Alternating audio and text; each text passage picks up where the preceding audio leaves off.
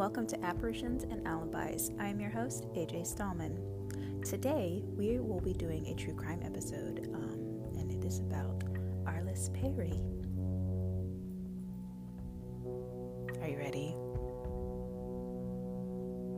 Was that pause dramatic enough? Okay, cool, let's do it.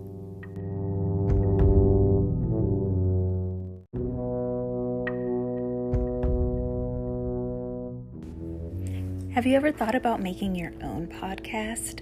Is there something that the podcast world is just missing that you want to put in it? Well, do what I did and download Anchor. If you haven't heard of it, it is the easiest way to make a podcast. Let me explain. It's totally free. There's creation tools that allow you to record and edit your podcast right from your phone or your computer. Anchor will distribute your podcast for you, so it can be heard on Spotify, Apple Podcast, and many more. You can make money from your podcast with no minimum listenership. It's everything you need to make a podcast, and it's all in one place. Download the free Anchor app or go to anchor.fm to get started.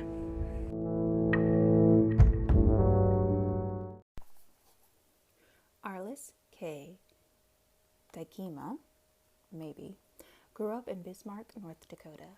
There, she met Bruce Perry, her high school sweetheart. In August 1974, they moved to Sanford University for her husband, who was a sophomore pre-med student. To support Bruce in his schooling, Arlis began working as a receptionist at a local law firm. Together, they lived on campus in Quellen House in Escondido Village. The couple had only been married 6 weeks on October 12, 1974. Around 11:30 p.m., the newlyweds got into a spat about their car's tire pressure. Arlis decided she wanted to pray alone inside the Sanford Memorial Church, and they went their separate ways. Arlis was very religious and was having a hard time with her new environment. Around 3 a.m., Bruce became concerned that his wife had not yet returned home. He called the Sanford police and reported her missing. Officers from the Santa Clara Sheriff's Office went to the church and reported that all of the outside doors were locked. Campus security guard Stephen Crawford, a former Stanford police officer, claimed to have found the body of Arlis Perry around 5:45 a.m. on October 13th. She laid in the church's east transept near the altar. Arlis was face up, her hands folded against her chest. Sticking out of the back of her head was an ice pick, missing its handle. Besides a nasty head wound, her body also showed evidence of strangulation. Police noted that she was nude from the waist down. The murderer had inserted a 3-foot-long altar candle into her vaginal cavity, and another lay between her breasts. It was even more odd was that her pants were arranged into a diamond pattern between her legs. A witness to the scene called it ritualistic and satanic.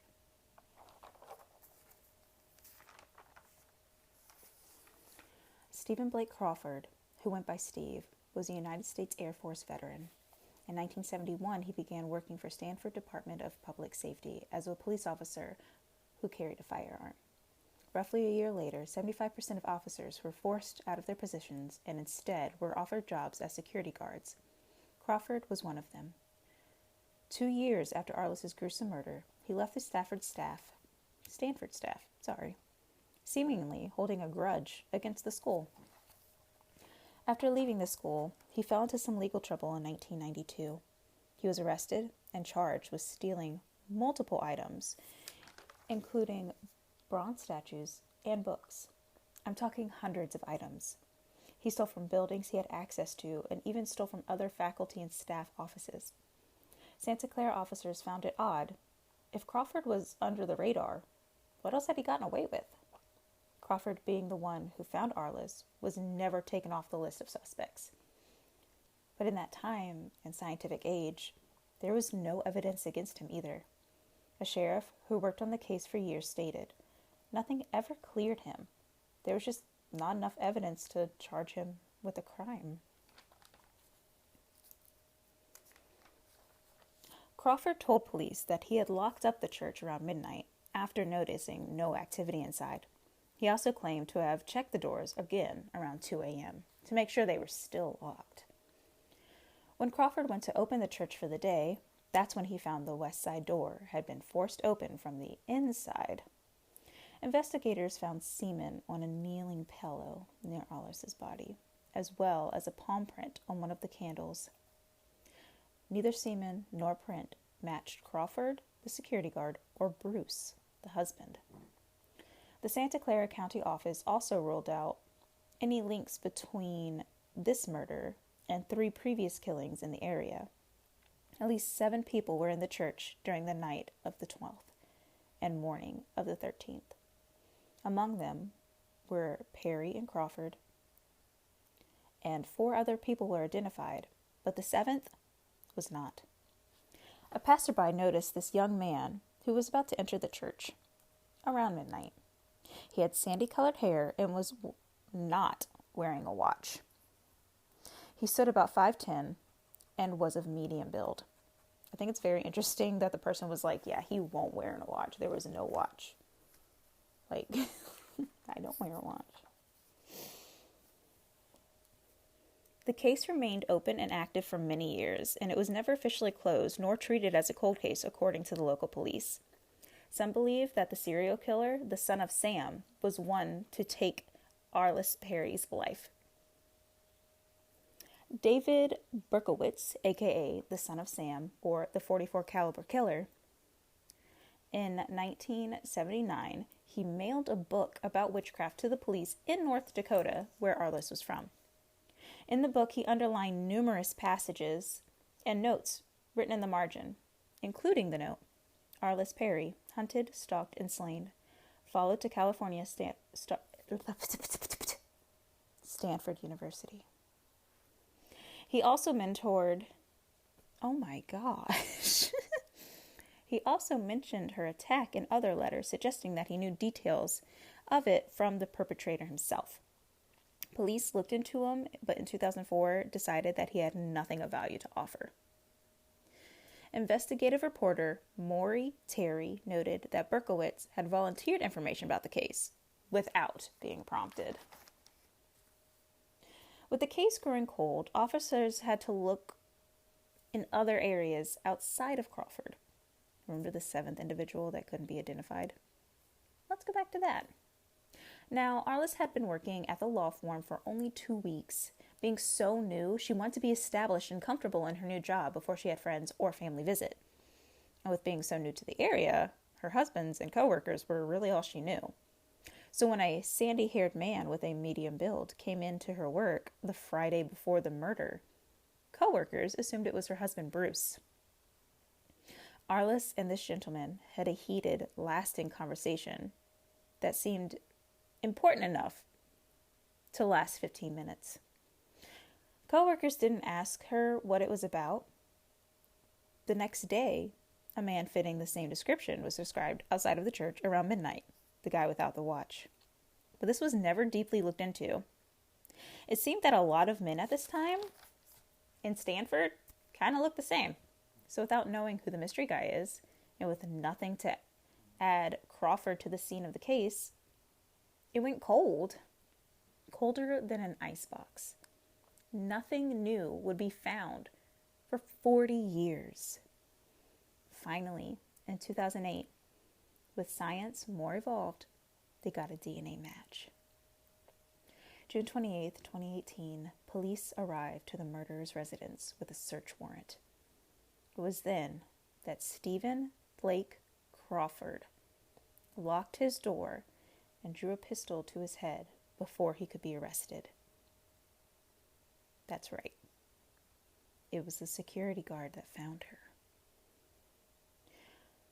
Marvin Dekema, Arlis's father, had waited 4 decades to learn what happened to his beloved daughter. Unfortunately, he passed away 3 months before the new information was released. Arlis's widower husband eventually remarried and had children and grandchildren. As of 2018, he was in Texas and working to help children deal with trauma. I did see one report that stated, when a school shooting occurs, he's the guy they call. So it sounds like he's pretty good at his job. One thing I did see pop up randomly with reports was pushing more of the evidence to be behind this what's the right word? My brain's saying santistic, and I know it's not right. Satan worshiping, witchcraft type deal. The way that her body was positioned, some have claimed, is a certain symbol of witchcraft. I didn't find a lot of meaning on what the symbol itself meant. There was one website that went and stated that at one point she had returned to North Dakota and was trying to convert Satanists back to Christianity, and maybe she had a quabble with them, so maybe they hired Crawford to do their dirty work, and maybe that's who that tall, sandy, blonde man was. I don't know, but obviously it's Crawford that did it. I do wonder if there's any truth to her attempting to convert others to Christianity, and maybe they were like, "You're annoying us, back off." I don't know. That's up to you to decide. It's a shame that we never really got answers because Crawford had to be, I don't want to say a coward, but a coward. You know what I mean? You know what I mean. But that is the story of Arlis Perry. I hope you enjoyed it. And I will talk at you later.